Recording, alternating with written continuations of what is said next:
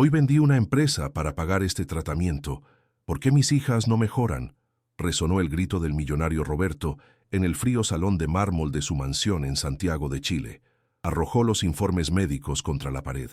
Las hojas cayeron como nieve inútil sobre el reluciente suelo. Ante él, un equipo de los médicos más caros de Latinoamérica inclinaba la cabeza, humillados por su propia impotencia. Tras los ventanales panorámicos, la cordillera de los Andes se alzaba majestuosa e indiferente, un telón de fondo de gélida belleza para el drama que se desarrollaba en el interior. Roberto, un hombre acostumbrado a comprar soluciones, descubría de la forma más dolorosa que la vida de sus hijas era lo único que su dinero no podía comprar. La desesperación en sus ojos era la de un padre que ve cómo se le escapa el tiempo con un cheque en blanco en la mano. En un rincón de la habitación, invisible para los médicos y el jefe, estaba sentada Carmen, la nueva niñera de 45 años. Permanecía en silencio, con las manos callosas cruzadas sobre el delantal, su postura una mezcla de sumisión y una atención casi inquisitiva. Carmen no tenía diplomas colgados en la pared, pero sí la sabiduría ancestral de los hospitales rurales donde había trabajado como enfermera antes de que le revocaran injustamente la licencia. Mientras los especialistas analizaban gráficas y niveles de hemoglobina, ella analizaba a las personas. Veía lo que las máquinas no detectaban, la sutil dinámica de aquella casa. No estaba allí por el sueldo, sino porque, al mirar a los gemelos enfermos, veía la misma fragilidad de los pacientes que había sostenido en brazos en sus últimos momentos. Las gemelas, Mía y Lía, de apenas 6 años, yacían en camas de hospital instaladas en medio del salón, transformando la casa en una lujosa UCI. Dormían un sueño inducido e inquieto, su piel pálida, casi translúcida bajo la luz artificial. La misteriosa enfermedad las consumía, provocándoles letargo, vómitos violentos y una terrible confusión mental que apagaba el brillo de sus ojos infantiles. Para Roberto, eran ángeles que se desvanecían. Para los médicos, un frustrante enigma biológico. Pero para Carmen, eran víctimas de algo que no parecía natural. Había una regularidad en su sufrimiento, un patrón rítmico que la intuición clínica de Carmen, agudizada por años de experiencia en situaciones de escasez, comenzaba a detectar y a cuestionar en silencio. Roberto caminaba de un lado a otro, con las manos en el pelo, reflejando su frustración. Creía que la cura era cuestión de tecnología, de encontrar al especialista adecuado en Berlín o Nueva York. Su fe se basaba en la complejidad, en la idea de que una enfermedad grave requería una explicación complicada y costosa. Esta ceguera, fruto de su poder económico, le impedía ver lo básico, lo cotidiano. No se daba cuenta de que la amenaza no era un virus exótico que se propagaba por el viento, sino algo mucho más cercano, algo doméstico. Estaba tan concentrado en luchar contra la muerte que no se percató de quienes velaban por la vida en su propia casa. Carmen, sin embargo, había notado un detalle crucial que se escapaba a todos los análisis de sangre. Se dio cuenta de que las crisis de las niñas seguían un patrón macabro. Durante la semana, bajo el cuidado de las enfermeras y el personal, mostraban leves signos de estabilidad. Pero, invariablemente, los fines de semana, su estado empeoraba drásticamente. ¿Y qué sucedía los fines de 1900? Semana. El personal médico reducía su jornada laboral, y la madrastra, Lorena, se hacía cargo de la cocina y de la preparación de las comidas de las niñas. Era una coincidencia demasiado precisa para ignorarla. Un patrón que resonó como una señal de alarma en la mente de la antigua enfermera. La tensión en la habitación era palpable, como un cable a punto de romperse. Mientras Roberto exigía nuevas respuestas a los médicos, Carmen miró hacia la puerta de la cocina.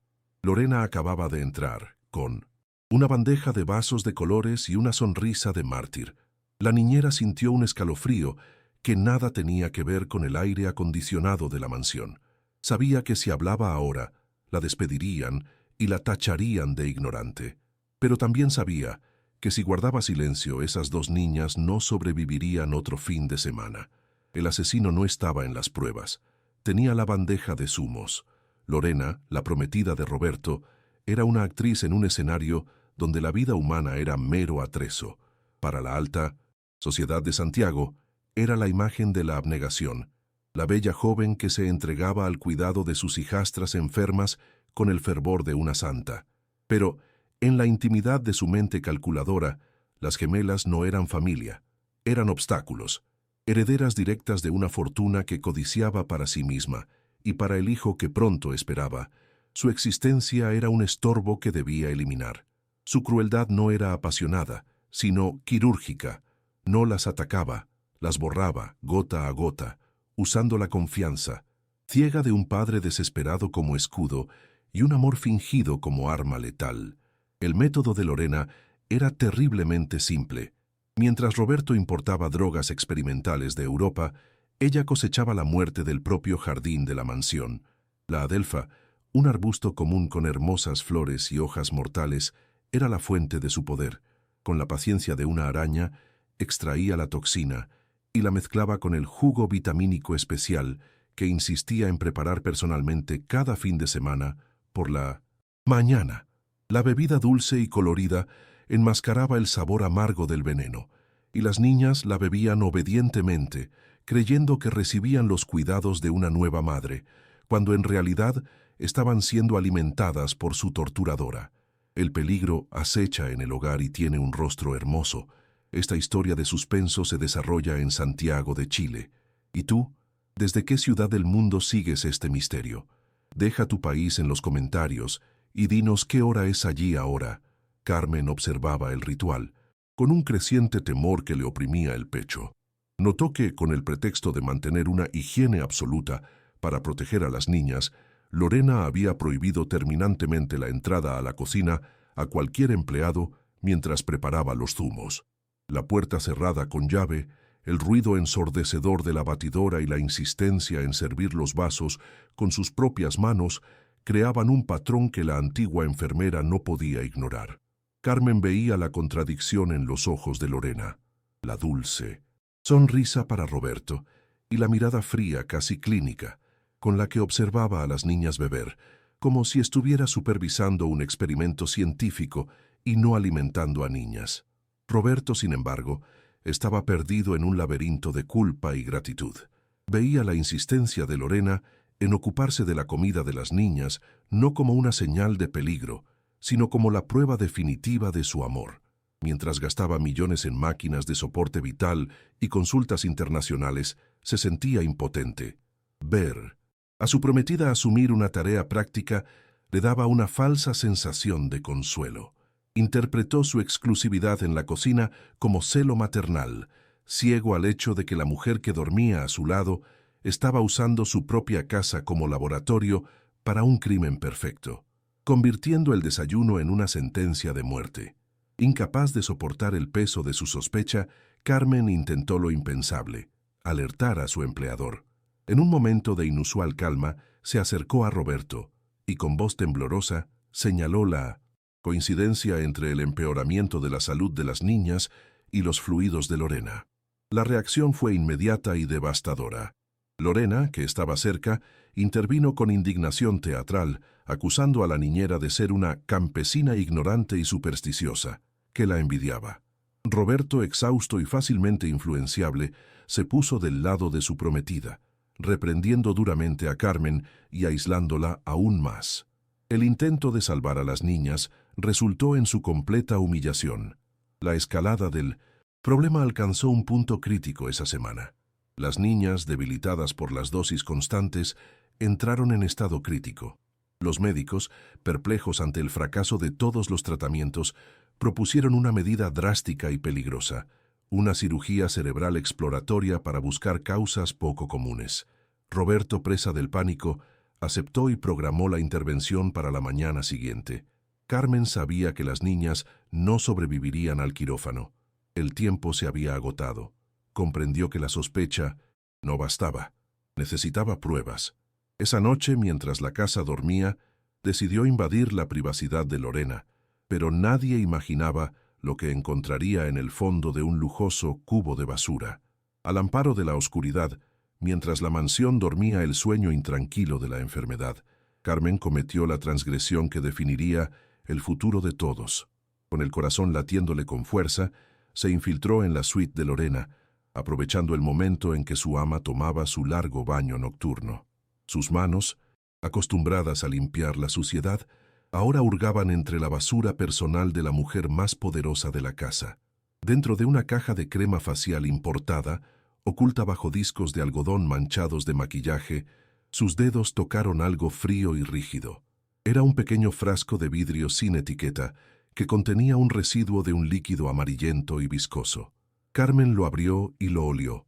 El aroma era sutil, casi imperceptible para un profano, pero para ella tenía el inconfundible olor de su infancia en el campo. Era la esencia lechosa y letal de la adelfa. En ese instante, la sospecha se convirtió en una aterradora certeza. Las chicas no estaban enfermas, las estaban asesinando. La mañana siguiente amaneció con la solemnidad de una ejecución. La casa era un hervidero de actividad, con los preparativos para una cirugía exploratoria, un procedimiento de alto riesgo que los médicos consideraban su último recurso. Mía y Lía, frágiles como muñecas de porcelana rotas, se preparaban para ser trasladadas a la ambulancia. Roberto, con profundas ojeras y manos temblorosas, sostenía la pluma para firmar los formularios de consentimiento, creyendo que salvaba a sus hijas cuando, en realidad, autorizaba una violación innecesaria de sus cuerpos ya debilitados. Lorena, a su lado, se secó una lágrima fingida mientras sostenía 2 vasos del zumo especial, insistiendo en que las niñas necesitaban fuerzas para el viaje. Carmen, observando desde la puerta, sabía que ese líquido no les daba fuerzas, sino la dosis final. El tiempo se había agotado. Se acabó el tiempo. Carmen es la única esperanza para estos niños y un destino terrible. Creemos que Dios da valor a los justos en tiempos de prueba. Si la apoyas, comenta, Dios, dale fuerza a Carmen para bendecir su intervención. Con una valentía que desconocía, Carmen irrumpió en la sala, ignorando el protocolo, la jerarquía y el miedo. «¡No las operen!», gritó, rompiendo el solemne silencio y haciendo que Roberto escribiera rápidamente sobre el papel. Todas las miradas se volvieron hacia ella conmocionadas. Lorena fue la primera en reaccionar. Su máscara de tristeza se desvaneció, dejando al descubierto una furia defensiva. «¿Qué hace esta mujer aquí? Está loca, Roberto. Sáquenla de aquí antes de que asuste a las niñas», gritó la madrastra, intentando imponer su autoridad para acallar la verdad. Los guardias de seguridad se adelantaron, listos para llevarse a la niñera que se había atrevido a interrumpir un momento tan crítico. Pero Carmen no se amilanó. Caminó directamente hacia la mesa de centro, con la mirada fija en la de Lorena, con la intensidad de quien ya no tiene nada que perder. Con un movimiento rápido, Carmen colocó el vial con los residuos del veneno sobre la mesa de cristal. El impacto resonó como un disparo. Antes de que nadie pudiera preguntar nada, tomó uno de los vasos de jugo que Lorena acababa de preparar. La sala contuvo la respiración. Carmen alzó el vaso hacia su madrastra, con la mano firme y la mirada desafiante. «Si estos son solo vitaminas, señora Lorena, si está hecho con tanto cariño, entonces bébalo», la retó Carmen con la voz temblorosa no de miedo, sino de adrenalina. «Beba lo que les da a las hijas de su marido cada fin de semana. Demuéstrenos que es seguro». El reto era simple, brutal e irrefutable. No había lugar para argumentos médicos ni excusas sociales. Era una prueba de vida o muerte.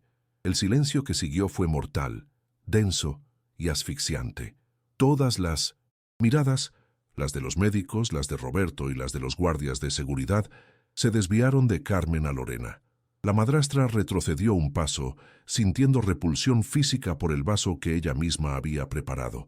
El color se le fue del rostro, dejándola con una palidez cadavérica. Le temblaban las manos y un terror genuino brillaba en sus ojos. Sabía lo que contenía ese vaso. Sabía que un sorbo podría detenerle el corazón. «No seas ridícula. No tengo por qué», balbuceó, intentando encontrar una salida.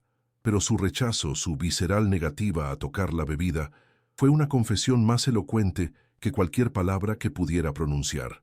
Roberto observó la escena, y la venda cayó de sus ojos con la violencia de un terremoto.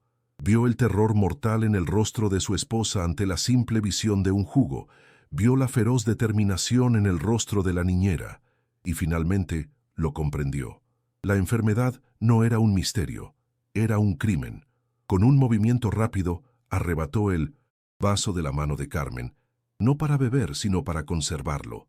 Se volvió hacia el médico jefe, con el rostro contorsionado por una mezcla de horror y furia asesina. «Analice esto ahora», ordenó con voz ronca. «No busque virus, busque toxinas, busque veneno». Y fue en ese instante, con la verdad al descubierto sobre la mesa de café, que el reinado de terror de Lorena se derrumbó y todo cambió para siempre. La prueba rápida realizada allí mismo, con el kit toxicológico de emergencia que había traído el médico, fue el veredicto final e irrefutable. La cinta reaccionó al instante, confirmando la presencia letal de digitoxina, el ingrediente activo de la adelfa. La cirugía cerebral, que habría sido inútil y peligrosa, se canceló en el acto. Lorena, viendo cómo su castillo de mentiras se derrumbaba bajo el peso de la ciencia y la verdad, intentó correr hacia la puerta en un último acto de desesperación, pero fue interceptada por los guardias de seguridad que antes la habían obedecido ciegamente.